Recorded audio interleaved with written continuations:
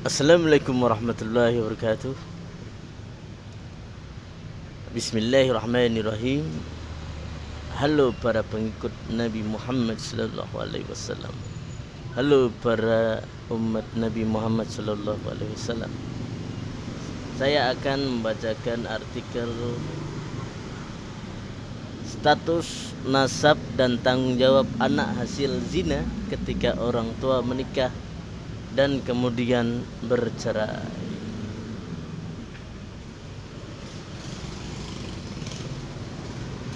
Dalam kasus di mana seorang pria dan perempuan berzina kemudian menikah saat si perempuan sedang hamil lalu bercerai, pertanyaan mengenai tanggung jawab pria terhadap anak yang lahir dari perzinaan tersebut seringkali muncul. Mari kita telah lebih dalam. Ketika seorang pria Fadli dan seorang perempuan Sari melakukan zina dan Sari hamil karena perbuatan tersebut, lalu kemudian memutuskan untuk menikah. Pernikahan ini adalah sah menurut para ulama dan juga sejalan dengan komplikasi hukum Islam. KHI pasal 53 ayat 1 dan 2. Status nasab dan tanggung jawab ayah dalam dua sudut pandang. Berdasarkan hukum Islam, menurut para ulama, poin krusialnya terletak pada waktu kelahiran anak setelah pernikahan mereka. Jika anak lahir setelah 6 bulan atau lebih sejak pernikahan, apabila anak lahir setelah 6 bulan atau lebih dari tanggal pernikahan Fadli dan Sari, maka anak tersebut sah secara nasab adalah anak Fadli setelah 6 bulan atau lebih.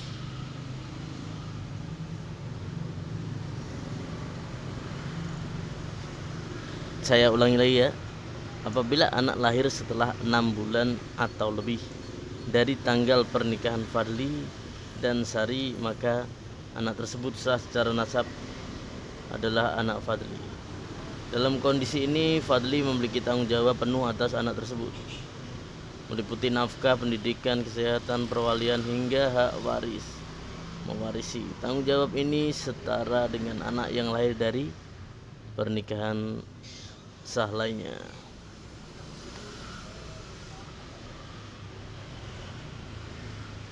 Jika anak lahir sebelum 6 bulan setelah pernikahan.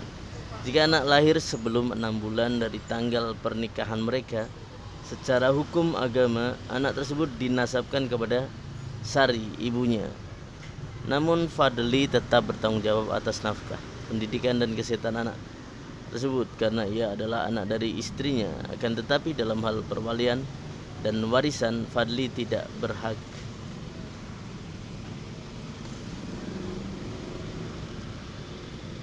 Dua, berdasarkan peraturan perundang-undangan di Indonesia.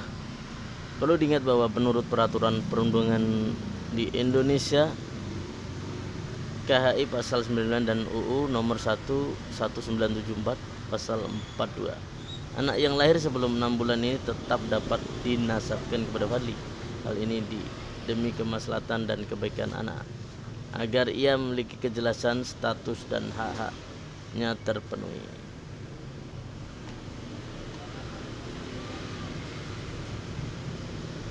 Dampak perceraian jika setelah anak lahir dan telah dinasabkan kepada Fadli, baik karena lahir setelah 6 bulan pernikahan atau berdasarkan hukum positif Indonesia, Fadli dan Sari kemudian bercerai, maka hubungan antara Fadli sebagai ayah dan anak tersebut tidak akan terputus.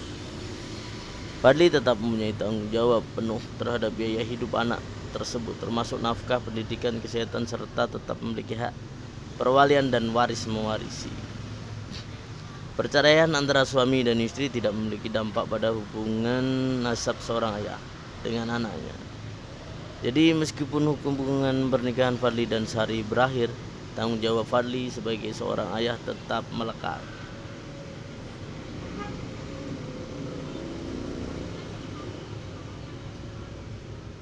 yaitu adalah status nasab dan tanggung jawab anak hasil zina ketika orang tua menikah dan kemudian bercerai. Jadi terima kasih atas menyimak artikel yang saya bagikan dari muhammadiyah.or.id, situs kesayangan kita semua. Terima kasih. Assalamualaikum warahmatullahi wabarakatuh.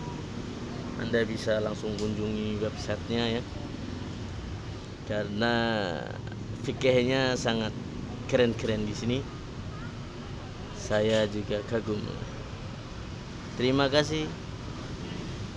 Bismillahirrahmanirrahim. Allahumma faqihni fidin wa alimni at-ta'wil. Allahumma faqihni wa Allahumma faqihni lupa. Allahumma ifina bihalalika an haramik wa bifadlika amang siwak. Allahumma faqihni fidin wa alimni at-ta'wil. Astaghfirullahaladzim. Terima kasih yang telah menyimak. Mohon maaf atas segala kekurangannya. Tetap menjadi umat Nabi Muhammad sallallahu alaihi wasallam sehingga kita bisa menikmati telaga Kausar yang dijanjikan oleh Allah kepada Nabi Muhammad. Telaga Kausar adalah telaga yang dijanjikan oleh Allah kepada Nabi Muhammad.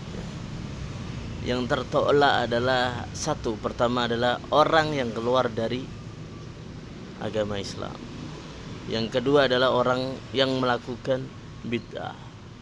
Yang ketiga adalah orang yang Islam tapi alirannya sesat ya. Semoga kita terhindar dari itu. Terima kasih.